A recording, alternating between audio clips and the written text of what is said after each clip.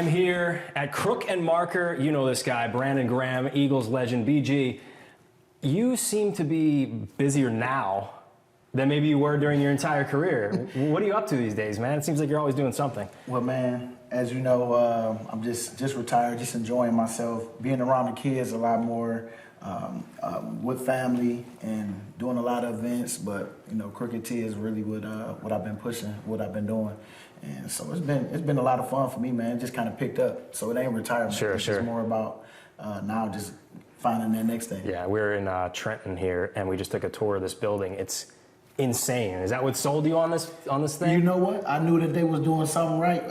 Whatever they was doing at first, when I first, met them through a mutual friend, Dahani Jones. I just came on the tour, came up here, learned about the business, learned what was going on, and it aligned with exactly, who I am as a person, and we got a mission here to take sugar off the streets. That's what it's all about. Is taking the sugar out of it.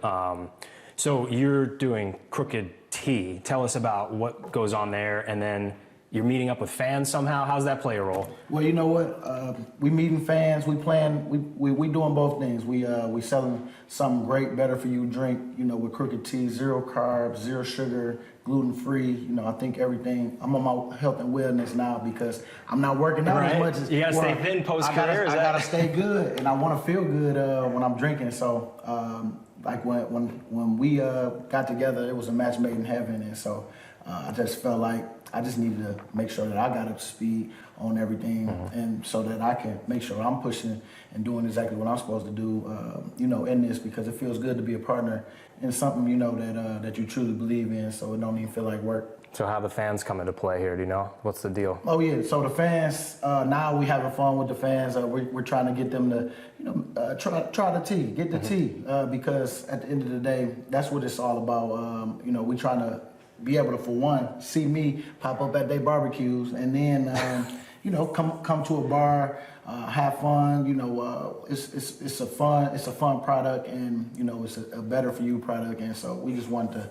That's how we kind of connected with the fans to use my platform and with the Eagles, and we starting here and then trying to spread the love everywhere else. So let me ask you this: when BG likes to sit back and have a cold beverage, where's your favorite place to do that? My favorite place is up at the shore for sure. Yeah. When I can. Yeah. But now I can. Now you can. More. Now you got more time. So going up there, sitting in a lawn chair, because I stand all the time. So whenever I can sit down, boy.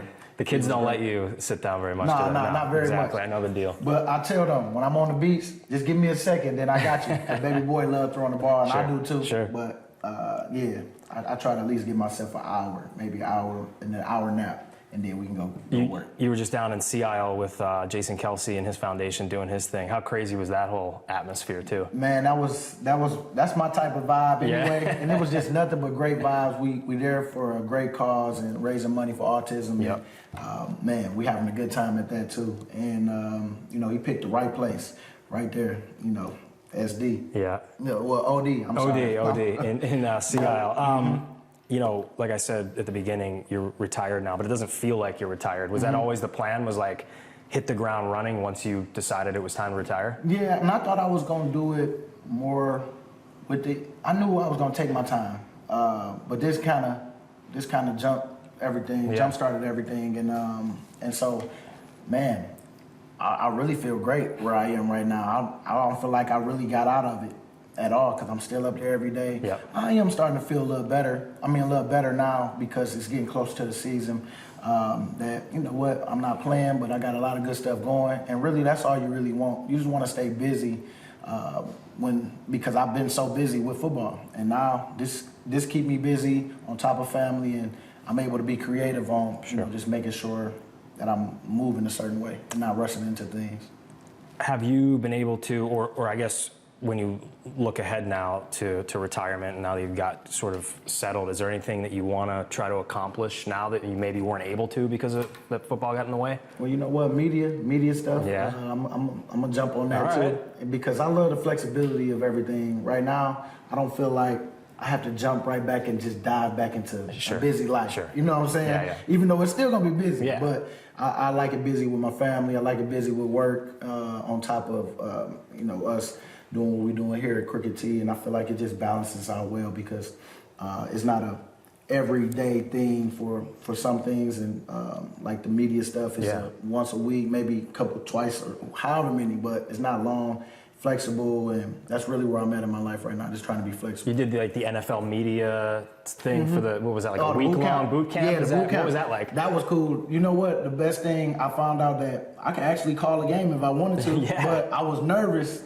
calling the games, and when we actually had to go through it, and it was the day where the interview day where at the end, like it's go time. Yeah. So you doing everything in front of the execs and all them and everybody seeing what you could do.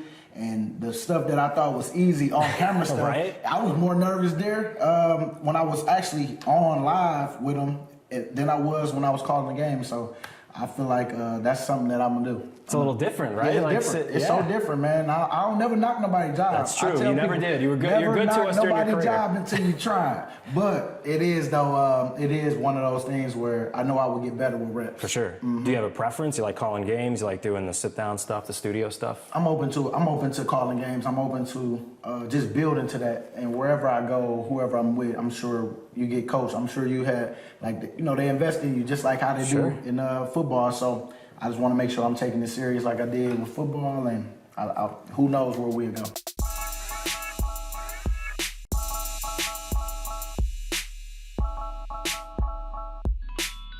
You mentioned that you're still, around the game. You're still around NovaCare Complex. Do you still get the itch?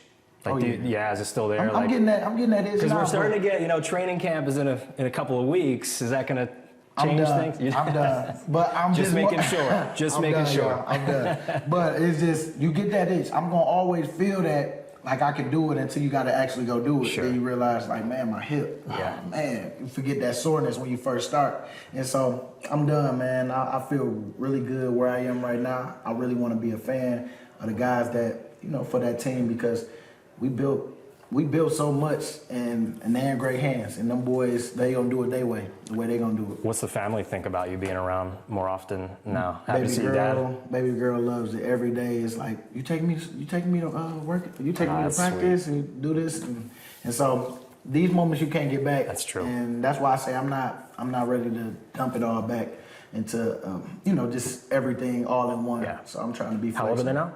9 and 6. 9 and 6. Baby girl 9. It's like a perfect age. So you're into, you got family, you've got this venture, you want to get into media. You ever think about coaching? Yeah. Interest you? Yeah, I mean, I definitely will see myself being a head coach one day or a GM, one or the other. I feel like I can do whichever one I want to do, but I want to make sure that I got the proper things for GM. Sure. Because as a coach, I don't knock that either, because I see Coach Sirianni, he's gotten better every year, and I've been taking little notes, watching different coaches, what I like, what I don't like, and what fits me. And I definitely see myself one day having a headset on, out here talking, trying to stay as calm as you can. You can't talk smack with the headset on. I know. I gotta watch how I gotta be strategic on how I can talk stuff, even at the handshake when you walk up to coaches. Yeah. I might say something a little slick, but then we walk off however it goes. It never changes, right? It's That always in you. don't change because I'm sure they're gonna try to get me something back, and it'll be a good banter, both back and forth. What do you think you learned from Nick and from Howie? Because you were around Howie for such a long time. You said you were taking notes. Like, what did you learn from him? What I've learned from Nick, I mean, I got the perseverance just like him. He persevered through some tough stuff, and he didn't change. That's the thing. Like, don't change in them critical moments where people on the outside are saying, "Oh, get like 2-2, get him out of here. Is he the guy? Is he this?" He just kept the same message all year, and he stayed true to who he was. And I learned a lot from that, because I felt like I did that too. And it was just a good reminder for me to stay true to who you are, even during the tough times, because when you win in that trophy, it didn't matter after that. Sure, yeah. Nobody called him for his head. They gave him an extension at that. Yep. But he stayed true on that. Then Howie, same thing. Went through a lot with Chip Kelly. They booted him pretty much. He wasn't a part of nothing football. And then Mr. Lurie, he held him. It was his ace in the hole that he just held on to. Great ace in the hole, and man, I was just happy for Howie because he persevered through that. Sure. And that was another one. So I think that's what we got in Philly. It's that blue collar perseverance, that hard working, gritty. They show that too, and so that's what I've learned over the years, even for myself. Being a first round bust from what people were saying in the beginning, and then you worked out in the end. So it's just all about perseverance. So just a reminder for me to stay true, even in this. Sure.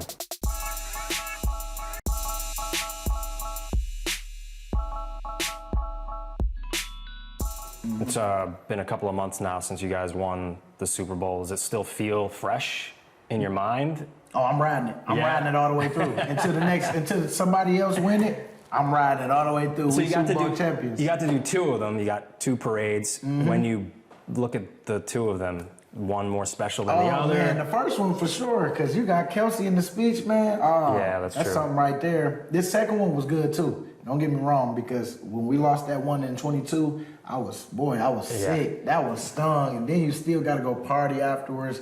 I got that out, but then to actually get back and then playing the same people, I mean, the way we did it, I couldn't ask for a better ending for me, and a start of our little own run with the team. So I'm gonna figure out something, because I feel like they're going back again. That was gonna be my next question. For real, I really do feel that they going back again. But like we all say, we got to make sure everybody that's coming in is believing in our dream, and we got to address things when things pop up during the season that happened this year that we addressed and we moved on, and then we stayed focused on what the goal was. But you got to make sure you got the leaders in that room, which I know they do. Sure. And yeah, you got to why it can't be them do it again. And so that's how I feel. The talent is obviously there, but from experience, when you look back at the 2018 Super Bowl, going into that next season, what were some of the issues that sort of cropped up that kept you guys from getting back there? What, from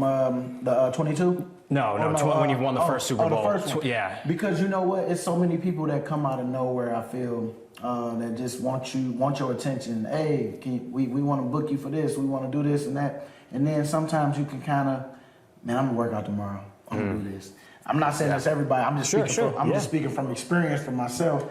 And you just be on your world tour. Like right now, I'm done, so I can be on my world. I can be on my tour, but those dates start to be like, oh, can you come at 10? But you work out at 10, so now you got to either work out at 7 and get your work in, or you just say, you know what, I'll do it after, and then don't do it. Right. And those days stack up, and by the time you get there, like what they say, it's a Super Bowl hangover. It kind of is a little bit, but I don't see that in us. I already love how Coach Sirianni is talking about perfume, where it smells great, but don't drink it, it's poison. And winning, we won the Super Bowl, is great, but to think that you're gonna do it again without working like you did, man, that's a poisonous mindset. So I love where he went with it, and I think they're gonna do good with that message. And I feel like all the guys, even Coop is on a tour like me, but I see him working, and he just killed it at Devontae Smith. Well, he's young. He's 22 years old. He can do that. He can go drink in Sea Isle and then get up and work out. As long as you making sure that you working, that's all that matters. But I felt like that's where you have to fight that, because it's so many new people in your life, and you got to make sure that you either stay true, and who you are, because it can turn you out a little bit. I'm glad you brought that up, because it seems like the team has such a good group of leaders. You're not there anymore, but defensively you've got Zach Bond, who is that strong-willed, strong-minded guy. You've got obviously on the offensive side AJ, Devontae. Like, they don't mess around the offensive line, and then Jalen on top of it.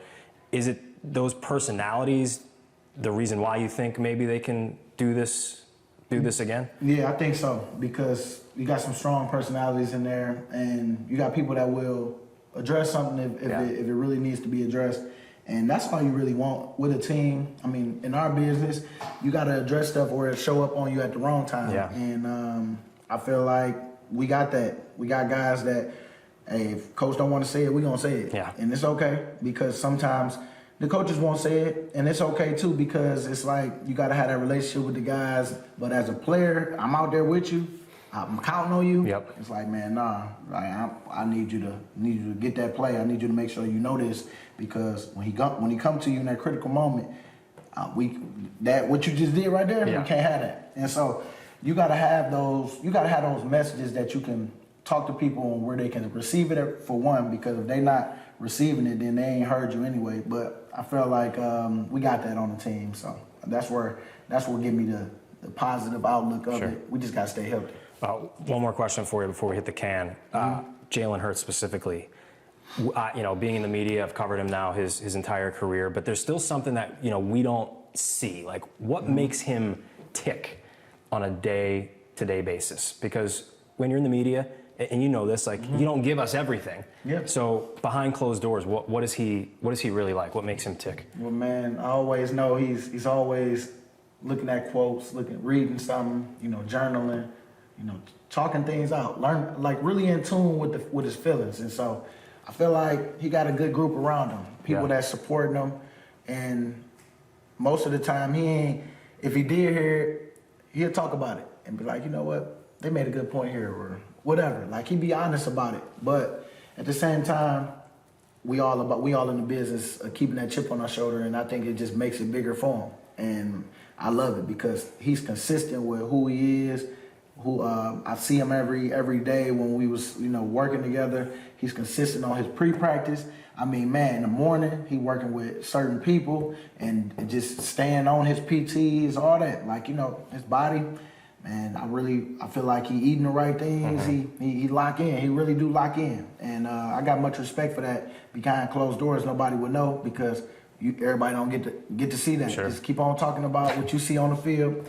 And I keep hiding what I'm doing so that what I'm doing will show up on the field, and hopefully it change, your outlook of what you're saying. But I think that's him in a nutshell right there. Just somebody that's consistent on his work, and he just got a way about him, man, that probably rub people the wrong way because he's private. Yeah. As a quarterback, they want you to be out a little more, and I felt like he's done that a little more, keeping it within the job, but at the same time, keeping things tucked. The way he want to run his thing. Sure.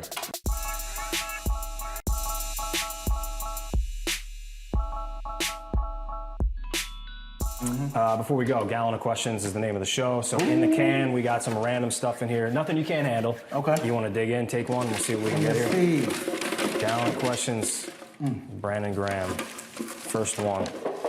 Best thing you can cook.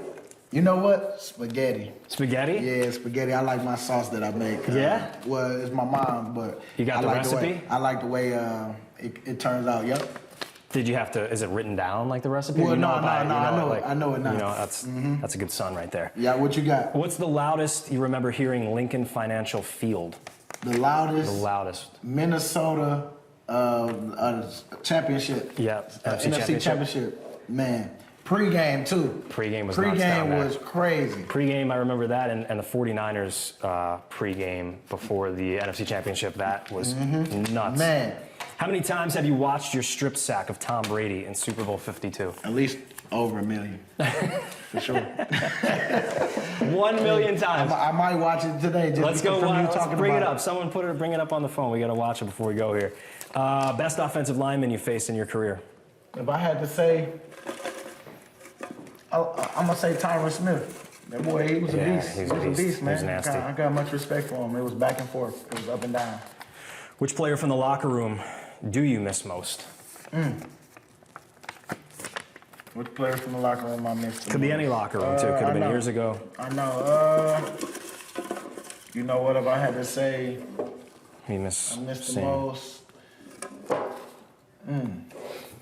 I'm gonna come back to you. All right, come back to it. You see Fletch still? Yeah. Yeah, So you see it's him like all the time. So it's you get to certain see people him. I see. Yeah. So it's like, Which team was better, this past year's Eagles or the 2017 Super Bowl team? that's a good one. That's a tough question. That's a tough one because, either way you wrong. You're gonna be mad anyway. Yeah, that's But true. if I had to say, This 2024 team was kind of crazy. Yeah, so I could go 2024. I ain't scared to say it. All right, Chris Long gonna come after you. Those guys. Hey, I know Chris Long, them good. Hey, we have a good team too. Yeah, and that was a great team. You know, that was fun. I just don't. I see our offense, man. Our offense, nice. Yeah, it like is. this the best offense for sure. I'm just going off offense. Sure. You know, not even D. Coffee, tea, soda, or none of the above. What's your If go-to? I had to go, I'm gonna go T. Tea? Yeah. Any certain kind of tea? Oh, you know it's Crooked tea. Knew you were gonna say that. Favorite player in any sport growing up? Ray Lewis. Ray Lewis. Yeah. I played middle linebacker. That's a good one. All right, a couple more. Favorite player to smack talk with? Favorite player, if I had to say, I was young though, but Phillip Rivers. Is he an underrated smack talker? He just was one that used to talk. So I used to, when we did play him and I got a chance, I would have fun with him because I know he would go back He and was a forth with you. fiery dude right there. All right, last one. Coach or player that gave you the best piece of advice during your career? I got to give it to one of my coaches in college. His name Coach Bruce Tall. He was with us. He was a D-line coach. He was just like, man, because one day I came in just mad about something. He was like, man, don't let nobody steal your joy. And I was like, dang. And that just that just stayed with me all the time. Now, I mean, you see me all the time just smiling. I mean, my mom used to it just resonated with me because my mom used to always be on me about watching the news, all this stuff. She'd be like, why you watching that? Because it's so negative. Let's go against, the norm and let's talk positive. And so that's why I kind of hit me when he said that. So if I had to say that, one of my coaches, Coach Tall, he said, don't let nobody steal your joy. Don't ever let nobody steal your joy. That's what he said. I like that. Perfect line. BG, it's always a pleasure getting together with you, my friend. Yep. Thank you so much, man. Yep. Thanks.